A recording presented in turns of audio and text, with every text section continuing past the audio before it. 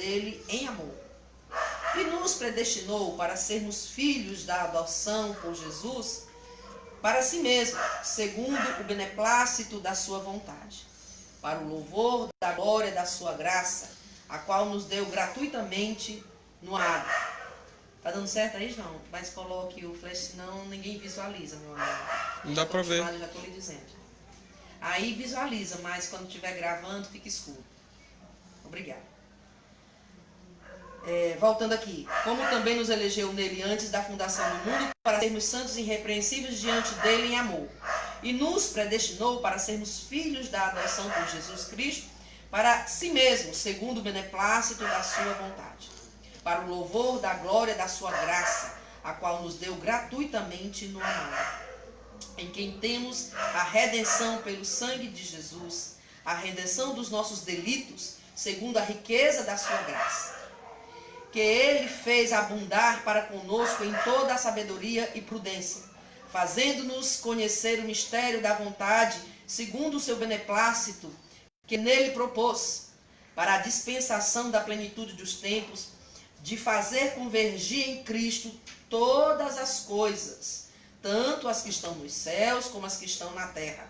Nele, digo, no qual também fomos feitos herança, havendo sido predestinados conforme o propósito daquele que faz todas as coisas segundo o conselho da sua vontade, com o fim de sermos para o louvor da sua glória. Nós, o que antes havíamos esperado em Cristo, no qual também vós, tendo ouvido a palavra da verdade, o evangelho da vossa salvação, e tendo nele também crido, fostes selados com o Espírito da promessa, o qual é o penhor da nossa herança para a redenção da possessão de Deus para o louvor da sua glória. Por isso, também eu tenho ouvido falar da fé que há entre vós, uma fé no Senhor Jesus, em amor com todos os santos. Não cesso de dar graças a Deus por vós, lembrando-me de vós nas minhas orações, para que Deus, do nosso Senhor Jesus, o Pai da glória, vos dê o espírito da sabedoria e da revelação no pleno conhecimento dele, sendo iluminados os olhos dos vossos corações, para que saibais qual seja a esperança da sua vocação e quais as riquezas da vossa herança nos santos, e qual a suprema grandeza do seu poder para conosco, os que cremos, segundo a operação da força do seu poder, que operou em Cristo, ressuscitando-o dentre os mortos, fazendo-o sentar-se à direita do Deus Pai nos céus, muito acima de todo principado, de toda autoridade, em poder e domínio, e de todo o nome que se nomeia, não só neste século, mas também no século vindouro, e sujeitou todas as coisas debaixo dos seus pés, e para ser cabeça,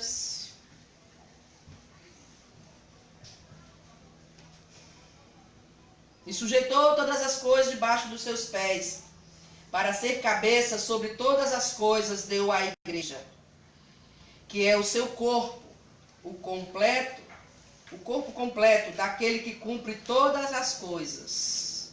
Eu vou repetir aqui só um pouquinho, né, porque eu sem querer perdi aqui a concentração.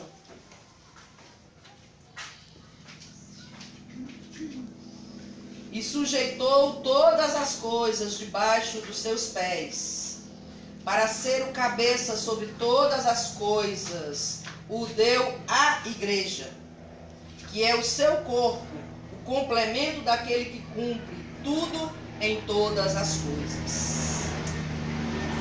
O texto é longo, não se preocupe não, que eu não vou falar muito hoje à noite. Eu precisava ler o texto todo, porque ele fala muito em predestinação. E se a gente não lê o texto todo, a gente corre o risco de cair no erro que muita gente tem por aí, de achar que a predestinação, por existir, a pessoa pode fazer o que bem entende, né? Não, eu sou predestinado, então eu posso fazer o que eu quiser, que se Deus me predestinou, eu estou salvo, já estou salvo. Outros acham que só porque fazem parte de uma religião, e porque estão nessa religião, estão salvos.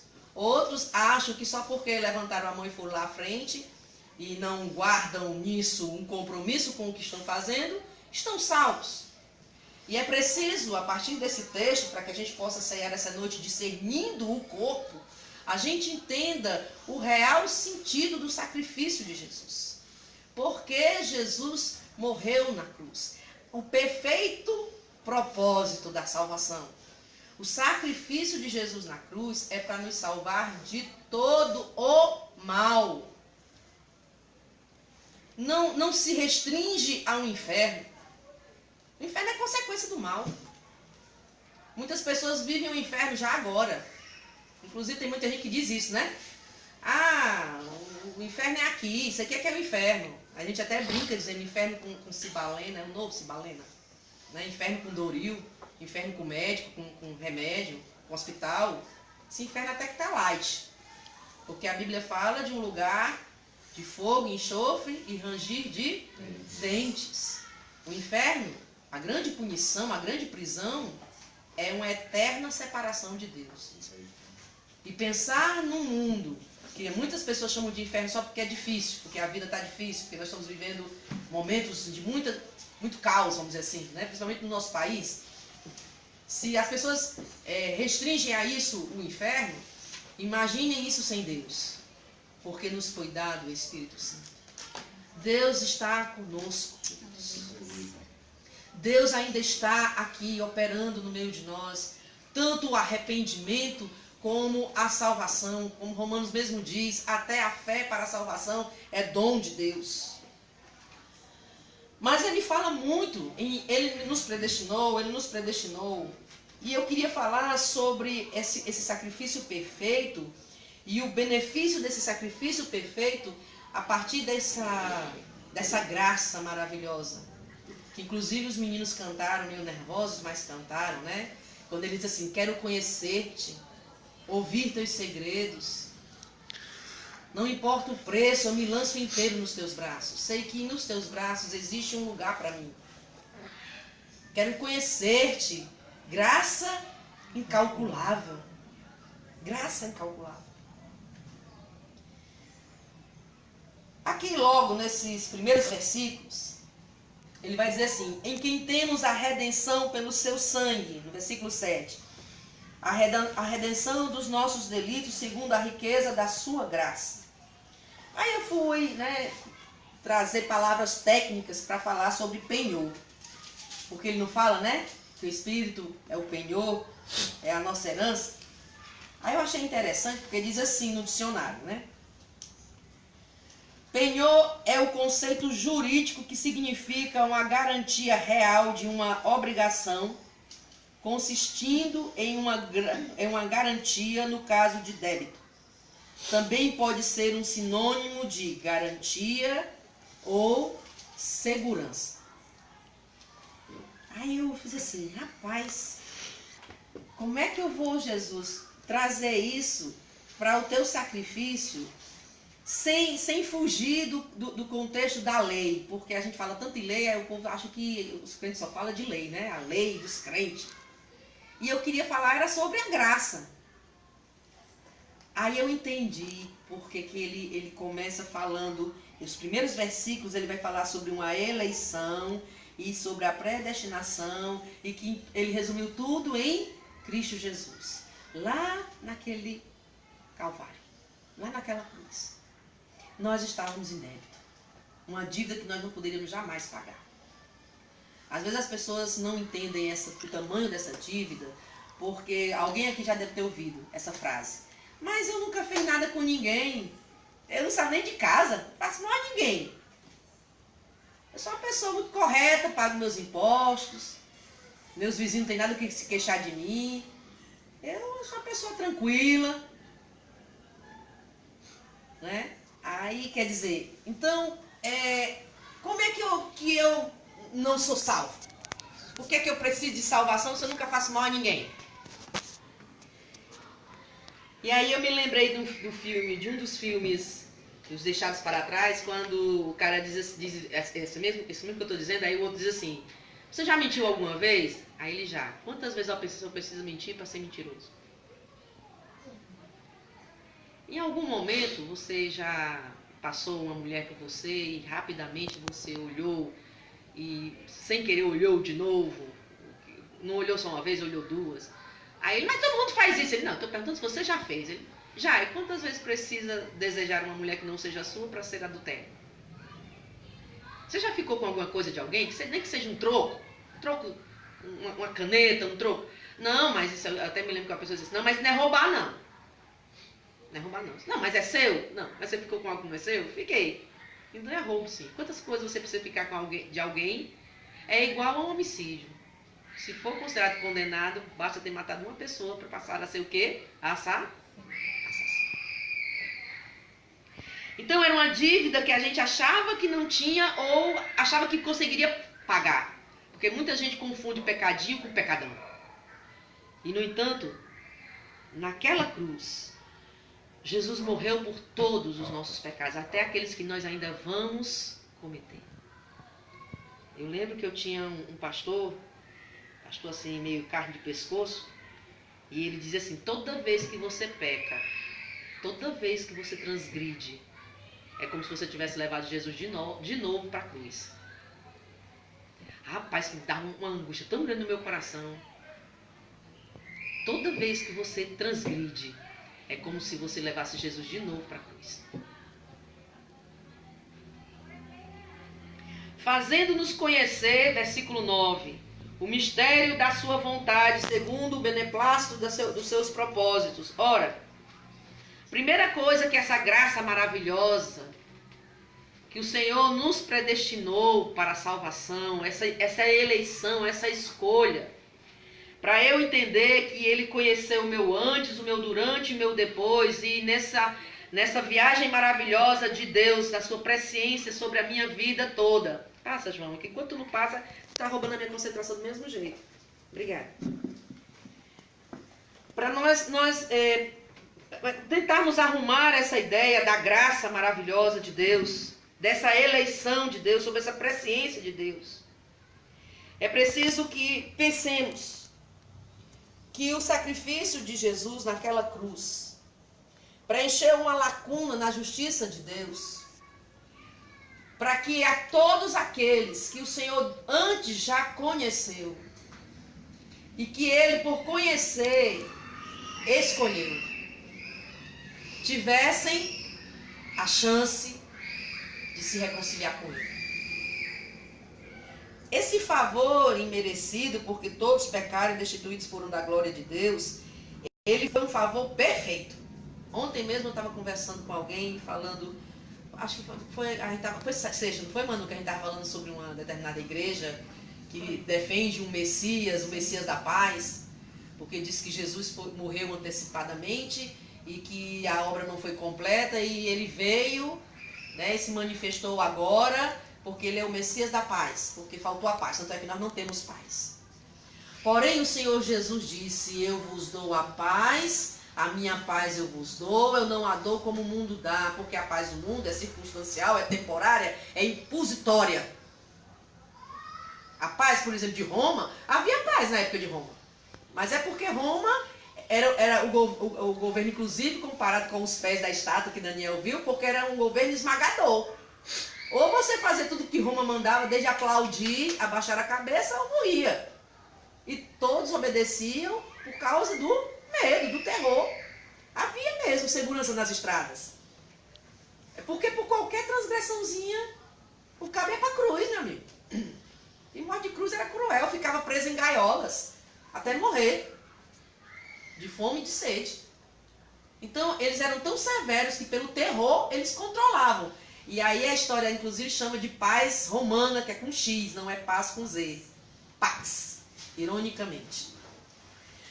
Mas a graça do sacrifício perfeito de Jesus, que já sabia que nós o aceitaríamos, ela nos traz um alento a despeito das adversidades. Eu quero que você entenda que o sacrifício de Jesus traz um alento a despeito das suas adversidades. Eu sei que é muito difícil, por exemplo, meu irmão ter sua mãe enferma dentro de casa, meu irmão.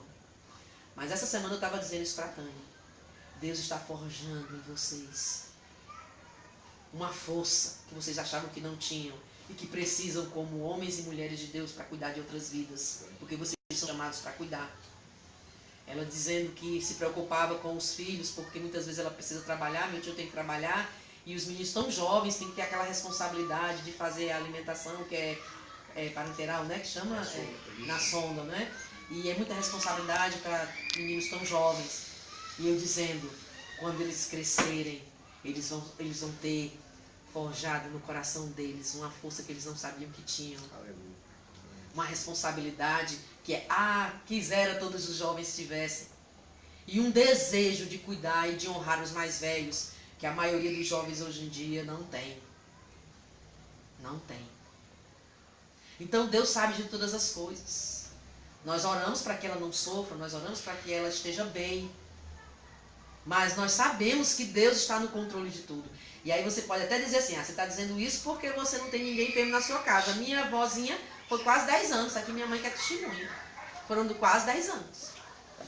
Até o senhor levar. E ninguém queria que ela fosse, não. E nem ela queria ir. Dona Antonieta vai fazer 91 anos agora, dia 11, tá lá lutando. Os médicos dizem assim, essa mulher é uma guerreira, é um milagre. Quem conhece a história da Dona Antonieta sabe que ela é um milagre. Porque ela já sobreviveu os ataques dos intempéries da vida. Então entendam, problemas todos nós temos. A diferença é o que nós fazemos a partir dos problemas que nós temos. Porque como nós os enfrentamos, como nós os vencemos, faz de nós pessoas vencedoras ou murmuradoras. Pessoas que estão de pé ou pessoas que não conseguem se levantar. É igual a história dos moinhos. Vem um vendaval, vem uma tempestade, vem ventos fortes. O que você faz? Corre ou constrói moinhos? Os ricos constroem moinhos. Os pobres são pegos correndo.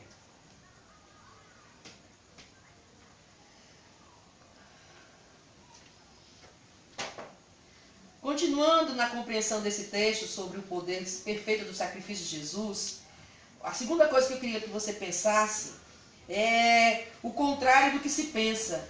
Que predestinação é uma ideia arrogante de que nós temos um Deus que fez alguém para ir para o céu e alguém para ir para o inferno. Predestinação, se a gente pensar em predestinação, então Deus já me fez para ir para o inferno.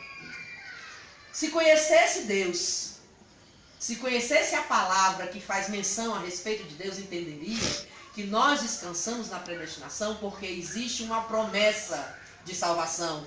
E Deus cumpre com as suas promessas. Existe um descanso na esperança da volta de Jesus, porque Ele, tudo que disse, cumpriu. Então, predestinação não é um Deus arrogante que fez assim, você vai para a direita, você vai para a esquerda, você vai para a direita, você vai para a esquerda. É exatamente como a Bíblia mostra. Ele chega e diz, se hoje ouvires a voz do Senhor teu Deus, não endureçais o vosso coração. Buscai ao Senhor teu Deus enquanto Ele se pode achar.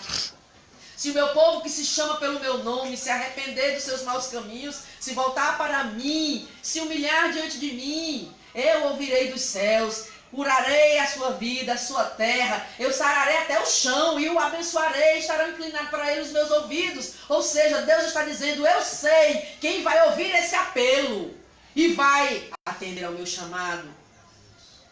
Predestinação existe sim, nela nós devemos descansar, porque Deus fez um chamado e Ele já sabe quem o atendeu. E para aqueles que o atendeu, Ele preparou um canto onde Ele estivesse, para que nós estivéssemos com Ele. Ele diz, vou preparar-vos lugar. Digo assim para que se lembrem, nos momentos difíceis, que eu fui, mas eu fui para preparar um lugar, porque eu não estou indo embora, eu não estou abandonando vocês, eu estou indo na frente, para depois ir buscar vocês. A ceia é o memorial desta promessa. O Senhor vai voltar para nos buscar. Glória a Deus.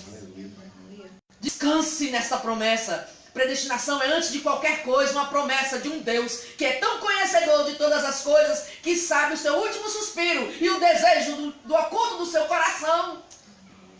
Quantos de nós aqui já dissemos no passado, eu lá quero ser crente? Eu não vou para a igreja não, gente, eu não dou para esse negócio não. Mas que bom que Deus não ouviu. Que bom que Deus não endureceu o seu coração. Antes, como diz o salmista, ele esperou longanimamente que você se arrependesse, se voltasse para ele e dissesse: Senhor, eu sei que muitas vezes eu esqueço que sou criança nas tuas mãos e quero fazer do meu jeito. Igual aquele corinho que a gente gosta, quero ser como criança. Mas às vezes sou levado pela vontade de crescer e aí quero me tornar independente e deixo de crer.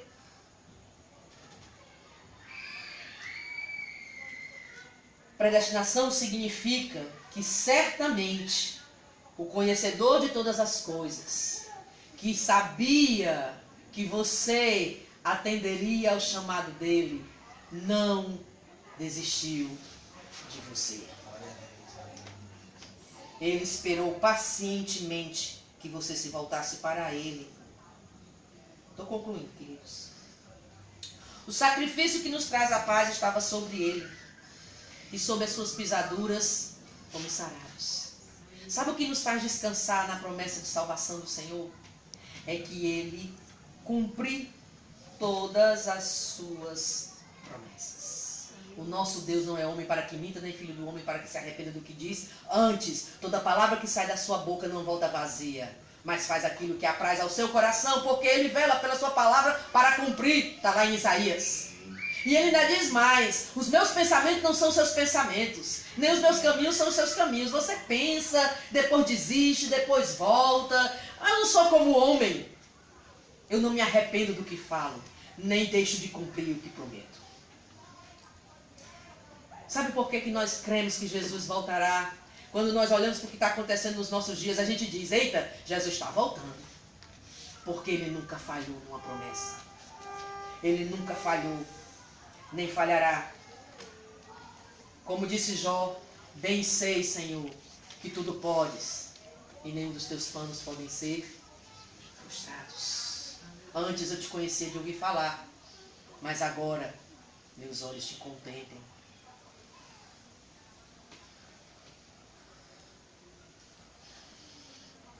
Mas, Guida, quantas pessoas eu conheço que estão num leito de hospital e não são curadas?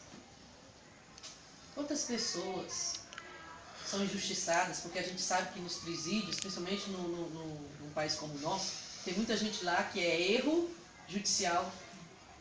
Eu me lembro muito de um caso de um jovem que ficou anos, mais de 10 anos preso, porque o irmão dele cometeu um crime e nunca teve coragem de se entregar, e eles eram gêmeos, e ele foi preso no lugar do irmão.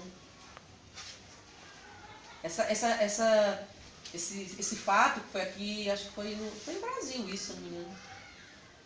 Me emocionou, porque ele era inocente, mas não tinha, na época não tinha essa história do DNA, tinha foto, né? Tinha tudo, tinha testemunha, e ele dizia: mas eu tenho outro irmão, né? E esse irmão não apareceu, ele não tinha como provar que o irmão ainda estava vivo, onde o irmão estava. Depois de muito tempo depois, anos, décadas. Mas não, ele processou o Estado, deu certo. Conversa, gente. A vida dele, a vida inteira dele, foi preso injustamente.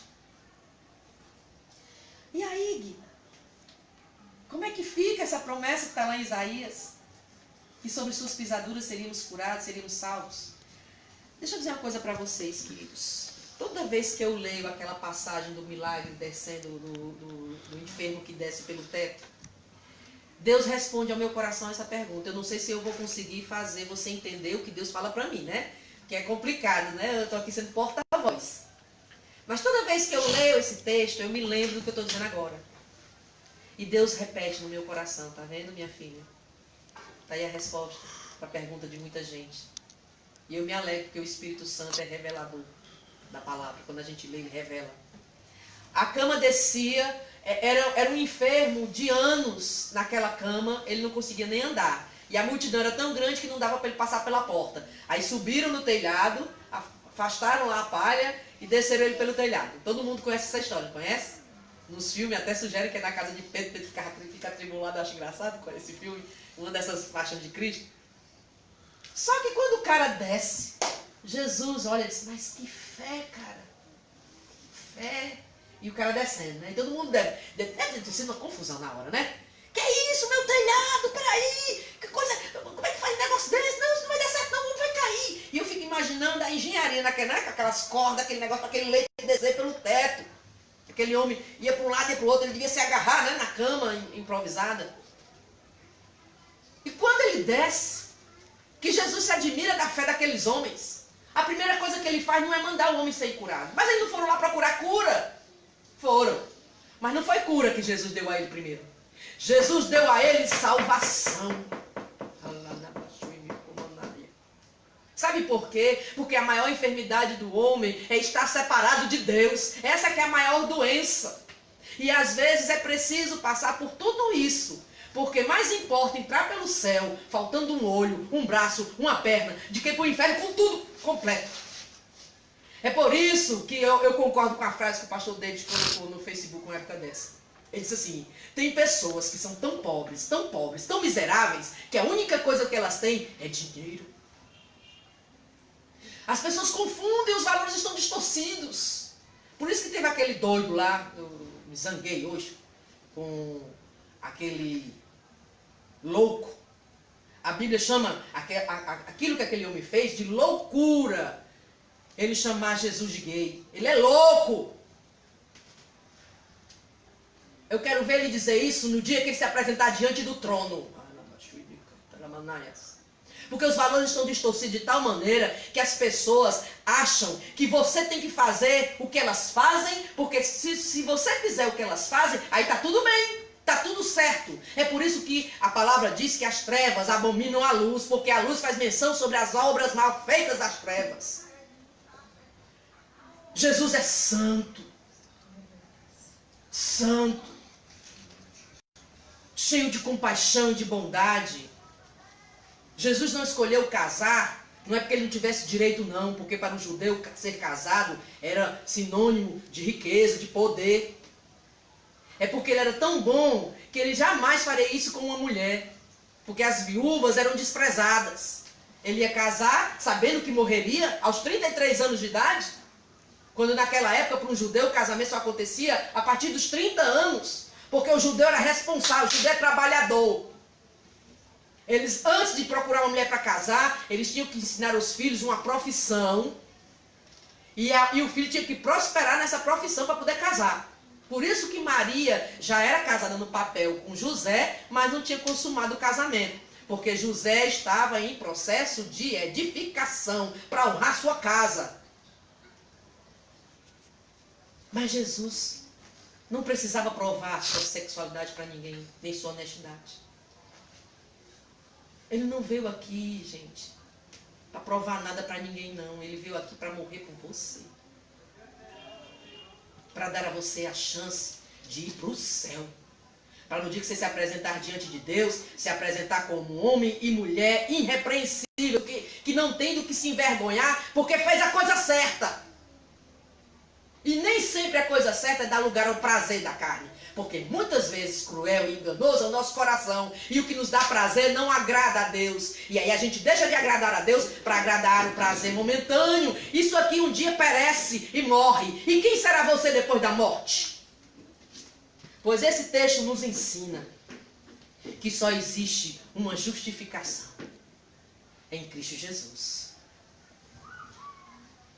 Aí, um louco como esse, ou como aquela cantora lá que mandou o povo soltar seu demônio, eu queria que mandasse era liberar e eles fossem embora, mas soltar só para eles fazerem capetagem e depois voltar.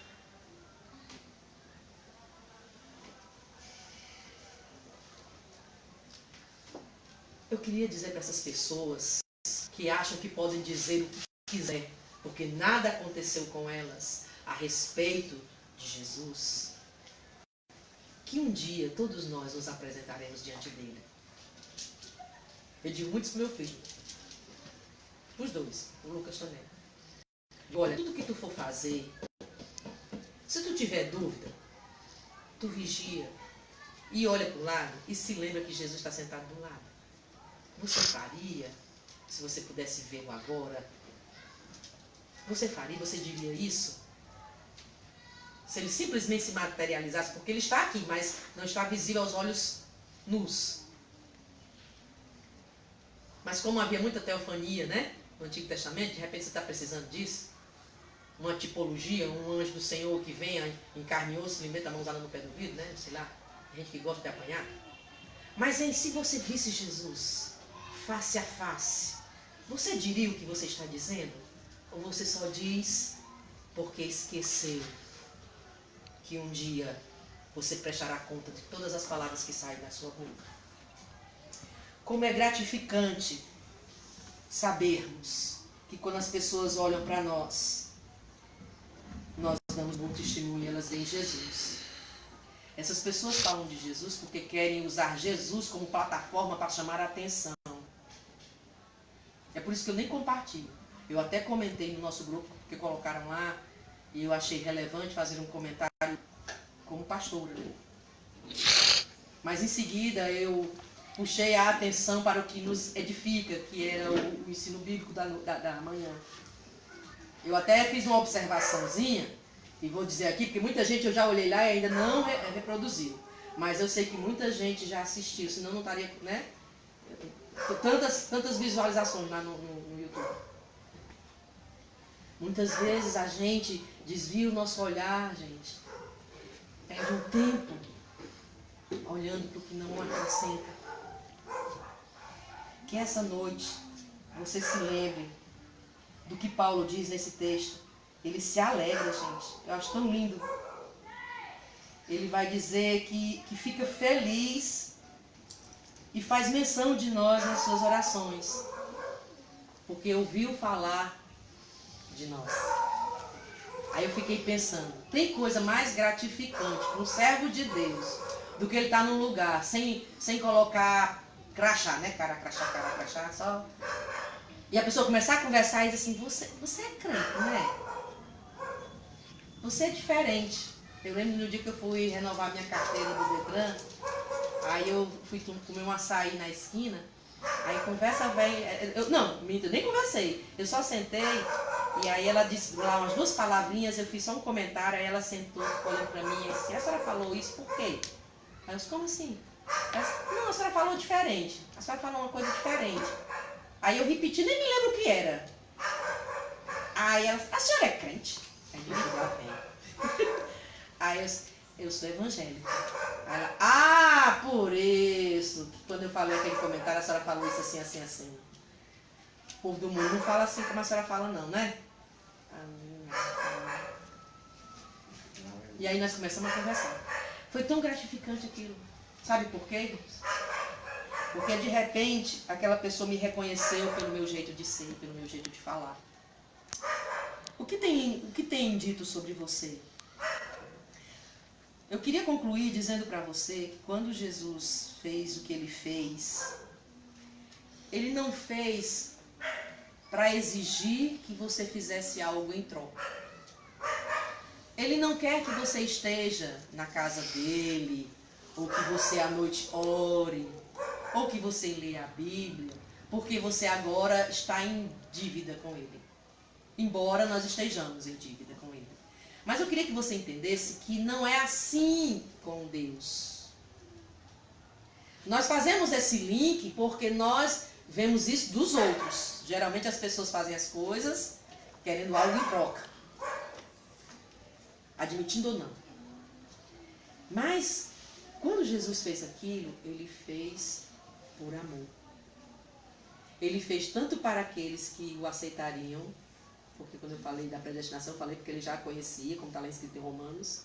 Ele que antes conheceu, predestinou, separou e santificou e edificou. Ele morreu para todos, até para aqueles que o negariam.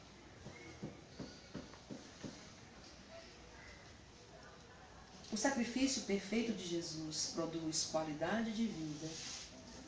Por isso, antes de curá-lo da enfermidade, a historinha que eu estava contando, ele olhou para ele e disse assim, perdoados estão os teus pecados. E todo mundo achou que aquilo ali não era nada de valor. Por isso que muitas pessoas negligenciam quando alguém vai lá à frente. Pode prestar atenção. Muitas igrejas por onde eu já passei, infelizmente, quem está do meio para frente até ora, mas quem está do meio para trás só fica conversando na hora do apelo. A hora mais significativa do culto. Que é quando alguém diz assim, ore pelas pessoas que estão aqui, para que elas entendam o que nós estamos ministrando e venham aqui à frente receber o Espírito Santo. Porque as pessoas já estão tão acostumadas com a bênção e a promessa que esquecem o valor dela. Lembra da história dos 10 leprosos? Só um voltou para agradecer. Todos queriam a bênção, mas só um voltou para agradecer. Ele não está esperando que você vá à frente. Ele não está esperando que você se comprometa. Ele está desejoso que você o queira.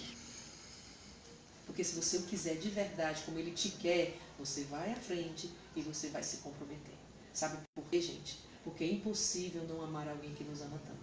E quando a gente ama, a gente faz além do que se possa imaginar. Por amor, a gente faz coisas que a gente nem imaginava que faria. Jesus só quer que você o ame. Só isso. Que essa ceia dessa noite produza na sua vida cura, salvação, liberdade e esperança. Mas antes de nós cearmos, nós vamos ter mais um momento, viu? E como a gente já ministrou a palavra, em seguida a gente vai cear. Mas eu queria trazer a Paola, o Manelzinho, Maria Luísa e a Helena pra cá. Eu vou buscar que ela tá no reservado ali. Enquanto isso, o Manelzinho vai pegar aqui o violão, que ele vai adorar o Senhor pelas filhas dele, pelas bênçãos deles. E aí esse louvor já é para que você pare e medite na palavra, porque em seguida, depois da oração, nós vamos cear, tá certo?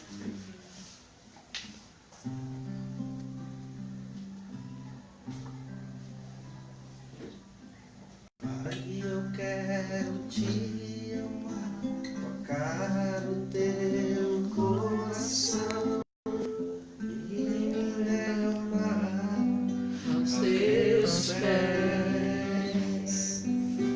Mais perto eu quero estar, Senhor, e te adorar com tudo que sou.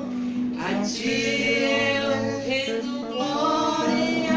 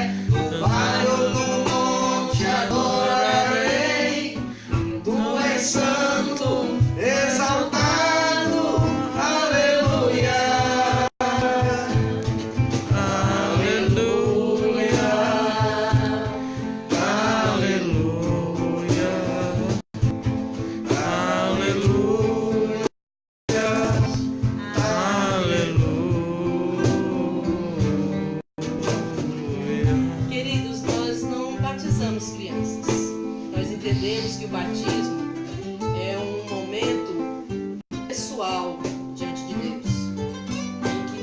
tomamos a decisão de dar o testemunho da nossa escolha. Nós apresentamos, assim como o Senhor Jesus foi apresentado no templo, nós apresentamos as nossas crianças diante de Deus e consagramos ao Senhor.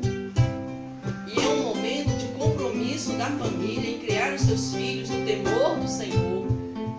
Assim como o Senhor espera que nós, como filhos, o obedeçamos, o amemos, que os nossos filhos aprendam isso através da educação dos pais. É responsabilidade dos pais ensinar os seus filhos o caminho por onde eles devem andar, até que quando crescerem, esse caminho não se afastará jamais deles. Então, eu pergunto para o Manuel e para a Paola, se vocês se comprometem de educar a Helena e a Maria Luísa, que já foi batizada nas águas quando era bebezinho, por causa da cultura antiga, mas se vocês se comprometem diante de Deus de ensinar o caminho por onde essas meninas devem andar, sempre amando ao Senhor, acreditando e esperando com esperança a volta do Senhor Jesus. Vocês se comprometem? Amém? Amém? Então vamos orar. Eu queria convidar a Bisa para vir para cá também, porque ela também tem esse compromisso. Na verdade, se nós estamos aqui é porque somos raiz dela. Somos fruto dessa raiz, aliás, né? Então vamos orar por toda a família, amém? Amém. E aí a gente aproveita e apresenta as duas meninas, viu, Maria Luísa? Senhor Jesus, nós queremos colocar diante da tua presença, Senhor, diante do teu altar, consagrar nas tuas mãos, Senhor, a vida da Helena, Pai. Eu lembro que quando a Helena estava na barriga da Paola, a Sandra teve uma visão da Helena te adorando. E ela dizia, ela vai vir sim, vai vir saudável e será uma levita na casa do Senhor. Será uma menina usada por Deus para o adorar com a sua vida. E eu tomei posse daquela promessa porque a Helena é um milagre teu, Senhor. Então está aqui, Senhor, a minha netinha, a tua bebê, Pai. Recebe, Senhor, esta vida no teu altar, Senhor. Enche do teu Espírito Santo. Faz com que toda a vida dela prospere, alargue as tendas dela, dá saúde, paz, salvação para a sua casa. Usa a sua vida como um instrumento para a glória do teu louvor, Senhor. E que ela viva plenamente na tua presença, feliz, plena, cheia, transbordante do teu Espírito. Em poder, graça, glória, unção, amor e vida. Eu quero colocar diante de ti, Senhor, a minha Maria Luísa. Muito obrigada, Senhor, porque tu me deste o privilégio de cuidar da Maria, Senhor. Quantas vezes ela aprendeu a andar, engatinhar, Senhor, te louvando nos cultos. Ficava em pezinho, começava a dançar e queria tocar o violão com o João Pedro enquanto ele louvava. E eu já sabia, Senhor, que chegaria o dia em que ela traria a mãe, o pai. E aí, para completar, trouxe a irmã, Senhor, para a tua casa. Abençoa, Senhor. Nós consagramos a vida da Maria Luísa, uma proclamadora do teu evangelho, separada para a obra missionária, como o Senhor me prometeu que seria. Eu agora coloco esta família, Maria Luísa, Helena, Paola, Manuel, a minha mãe, eu, João Pedro, nossos familiares, Senhor, diante de ti, com compromisso de sermos sal e luz na vida dessas crianças. Nós nos comprometemos contigo, Senhor, de sermos uma bênção. Em nome de Jesus e para a glória de Jesus. E a igreja que abençoa, que confirma, diz amém. Glória a Deus. Senhor, eu preciso do seu olhar, tira as batidas do teu coração, me esconder nos teus braços, ó Pai. Toda minha alma deseja a ti, juntos com os anjos cantarei, tu és santo, exaltado.